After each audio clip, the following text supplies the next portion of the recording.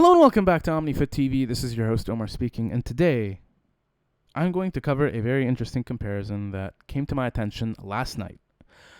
Now, before I do that, the reason I didn't shoot any videos last night was because I was at the Foremost Magazine's video shoot. It was this really fun minigame type shoot where they gave us random stats and we had to guess the players. And I went in feeling extremely confident and got knocked on my backside. It was fun. Look, it was actually kind of fun looking like a fool. You have to look like a fool sometimes. I got a bit nervous, drew a blank on some of the questions. Knew an answer to one of them, but didn't guess it because I got mixed up on the age. Got one question right. Made a friend as well. You know, the guy who was sitting next to me was basically answering the other questions. Became good friends. Helped give me a drive back as well. That was nice of him. It's a 3-hour drive. It was across the entire capital. I got home, I was really exhausted. I missed the games as well. So I wasn't really going to, shithouse my way through a video after not watching games. Not my thing. Now, in regards to the Foremost Magazine, I'd really encourage you guys to check out their content on Instagram and YouTube. If you enjoy the content, please subscribe to the channel, follow them on Instagram. You know what to do. Now, onto the topic of conversation that I want to get into. Here's the thing. When I was in the meeting room last night, before we shot the video, I was seated with a couple of football fans like myself, a couple of very enthusiastic gentlemen, and I had this interesting conversation with one of them. He made the claim that what Mancini had done with Italy wasn't necessarily that noteworthy. He appreciates it and all, but he doesn't think that it is as noteworthy as people claim it to be. Whereas I objected because I felt like people weren't even giving him much credit to begin with. Now, that was the starting point of our conversation, and then we moved into Spain. We started talking about Spain, about their circumstances, about their situation regarding players and the manager, and the tactical change, supposedly. Here's the thing. I then realized at the end of that conversation, or not really at the end, halfway through it, and I said this to him, that Italy and Spain are actually in quite similar circumstances. And here's why. Both teams have their spines built up by clubs you wouldn't normally expect to take your pool of players from. Italy have a lot of players from Sassuolo, from Roma, from Atalanta. You have Lazio as well, PSG, Torino, Fiorentina. You usually expect them to take their pool of players, or to pick from a pool of players from the bigger clubs. Although they are present. There are players from Inter and AC Milan and Juventus, but for the majority, it's Roma, Atalanta, Sassuolo, Lazio, and the like. The same goes for Spain. The overall spine of Spanish football, of the national team, is not rooted in either Madrid or Barcelona. It's Bilbao, it's Villarreal, it's Atletico de Madrid, and it's Real Sociedad as well. And you have two decorated managers. You have Luis Enrique, who's won the Champions League, Copa del Rey, Supercopa de España, FIFA Club World Cup, La Liga, and then you have Roberto Mancini, who has won the UEFA Cup, as far as I know, Serie A, this is the Coppa Italia, the Premier League, and the FA Cup, and the Community Shield. But that's more of a glorified friendly. Now here's where I actually fill in the Venn diagram, given context. Both teams are not situated in as they're not in as strong a position as they used to be. They don't have these powerhouse names. They don't have these personalities on the pitch. No disrespect, to any of the team. I'm more so comparing. Italy have been brilliant. Spain have not necessarily been brilliant, but there's a difference in the approach.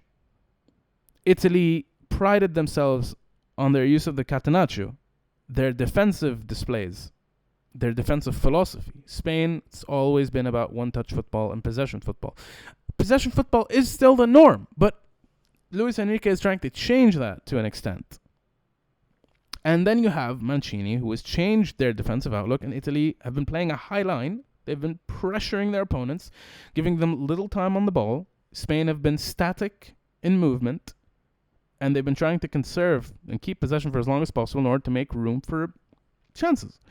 Although, I would say that Mancini has succeeded hilariously in comparison to Luis Enrique when it comes to changing the overall culture or philosophy of the national team. And this is all comparison, mind you. I am providing context by comparing Spain to their golden generation, and I'm comparing Italy to their generation that won the World Cup. Because that's what we're all most familiar with. You have a team in Spain that won 2 Euros back-to-back and a World Cup in between. And you have a brilliant Italy side that went on to win the World Cup in 2006. Now, I think that these two teams are our... What's the term? They each represent the bar upon which any other teams and their standards are measured against. And that's why I think they're so similar. They have world-class teams that have been a part of their history, that have won them trophies. They have brilliant managers who have taken over at these clubs, at these teams, at the national teams, who've tried to change the culture to an extent. And you have players who have come in and have been instrumental in the forming of a spine of each team that aren't drawn in from the league winners or the traditionally big teams in either Italy or Spain. It's an interesting thing.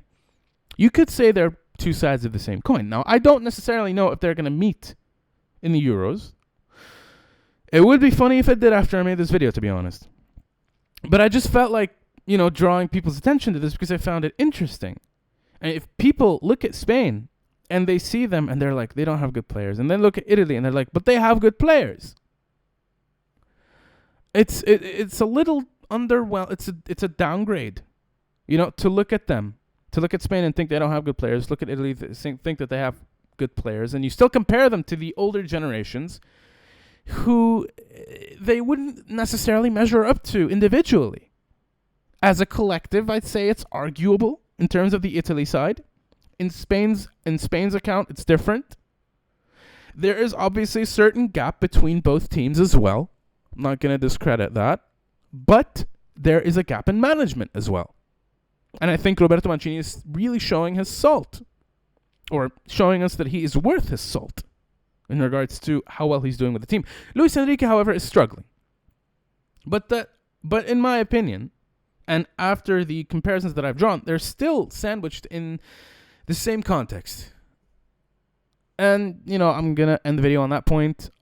If you disagree with me, please let me know in the comments. If you agree with me, please do so as well.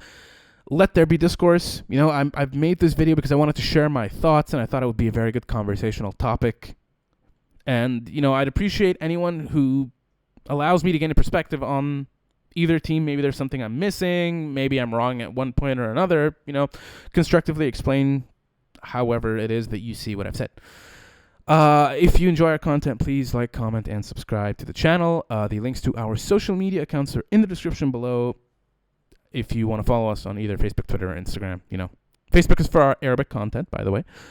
Twitter, Instagram for English content. We have an Arabic YouTube channel as well that we're trying to kick back up. And on that note, I will end this video. Thank you all for tuning in once again. I appreciate you guys for helping us reach 103 subscribers so far. I'm just extremely grateful that the hard work I've been doing has been paying off.